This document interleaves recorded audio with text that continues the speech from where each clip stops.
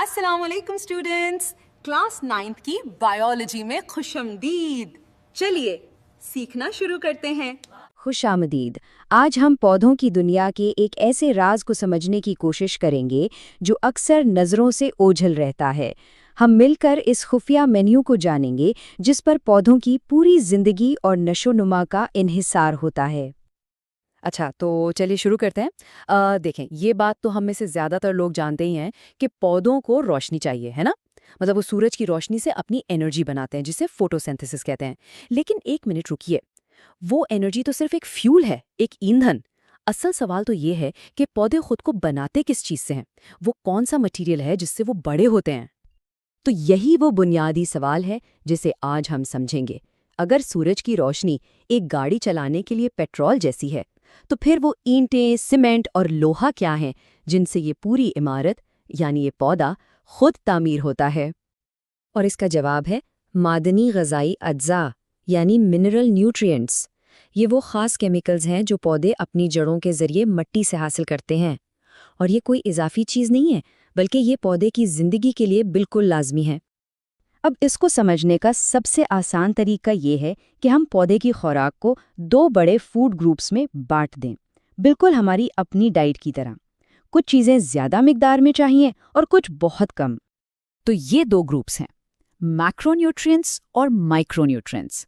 Macronutrients को आप समझ लें कि ये पौधे का मेन कोर्स है, यानी उसकी मूल खुराक, जो उसे बहुत ज़्यादा मिकदार में चाहिए। जबकि माइक्रोन्यूट्रिएंट्स वो बिल्कुल विटामिन्स की तरह हैं, चाहिए तो बहुत थोड़े से, लेकिन उनके बगैर पौधे का काम बिल्कुल नहीं चल सकता। तो आइए पहले मैक्रोन्यूट्रिएंट्स की टीम से मिलते हैं। ये वो हैवी लिफ्टर्स हैं जो पौधे की साख्त और बढ़ोतरी का ज़्यादातर बोझ उठाते हैं। ये रही वो लिस्ट जिसकी हम बात कर रहे हैं। ये हैं मेन कोर्स के अहम खिलाड़ी। इसमें कार्बन, हाइड्रोजन और ऑक्सीजन जैसे बुनियादी अनासिर तो हैं ही, लेकिन साथ में नाइट्रोजन, फास्फोरस और कैल्शियम जैसे अहम नाम भी शामिल हैं।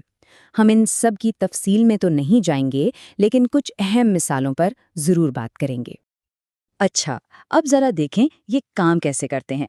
मिसाल के तौर पर नाइट्रोजन, ये प्रोटीन बनाने के लिए उतना ही ज़रूरी है जितना हमारे लिए। फास्फोरस पौधे की एनर्जी करेंसी यानी एटीपी और इसके डीएनए का हिस्सा है। और कैल्शियम ये पौधे के खुलियों को मजबूती देता है, बिल्कुल वैसे ही जैसे हड्डियां हमारे जिस्म को सहारा देती हैं। अब चलते हैं अपने दूसरे ग्रुप की तरफ, माइक्रोन्यूट्रिएंट के माहिरीन। ये वो अज्जा हैं जो साबित करते हैं कि छोटी चीज़ों का असर बहुत बड़ा हो सकता है। और ये बात बहुत अहम है। इनकी ज़रूरत हो सकता है बहुत ही मामूली मिकदार में हो, लेकिन इनकी गैर मौजूदगी पौधे के लिए तबाहकुन हो सकती है। इन पर कोई समझौता नहीं हो सकता, ये बिल्कुल भी ऑप्शनल नहीं है। तो ये रही हमारी दूसरी लिस्ट, वो माहिरीन जिन्हें हम पौधे के विटामिन्स कह रहे थे। यहाँ आयरन, बोरॉन और मैंगनीज जैसे नाम नजर आएंगे। शायद ये नाम इतने जाने पहचाने ना हो, लेकिन इनमें से हर एक का काम बहुत खास और नाकाबिले यकीन हद तक अहम है। देखते हैं कैसे। और ये देखें कि इनके काम कितने स्पेशलाइज्ड हैं। आयरन के बगैर फोटोसिंथेसिस का अमल ही ठीक से नहीं हो पाता। बोरॉन पौधे के अंदर शुगर को एक जगह से दूसरी जगह पहुंचाने में मदद करता है। और मैंगनीज ये एक स्विच की तरह काम करता है जो बहुत से ज़रूरी एंजाइम्स को ऑन करता है। मतलब इनके बगैर पौधे के कई अहम काम रुक जाते हैं। तो अब हमने दोनों टीमों को देख लिया, मैक्रो और माइक्रो। अब इन सबको जोड़कर देखते हैं कि आखिर ये तवाज़ुन, ये बैलेंस इतना ज़रूरी क्यों है। देखें, बात सिर्फ ये नहीं है कि ये ग़िज़ाई अज्जा मौजूद हों, बल्कि असल बात ये है कि ये सब सही मिकदार और सही तवाज़न में हों।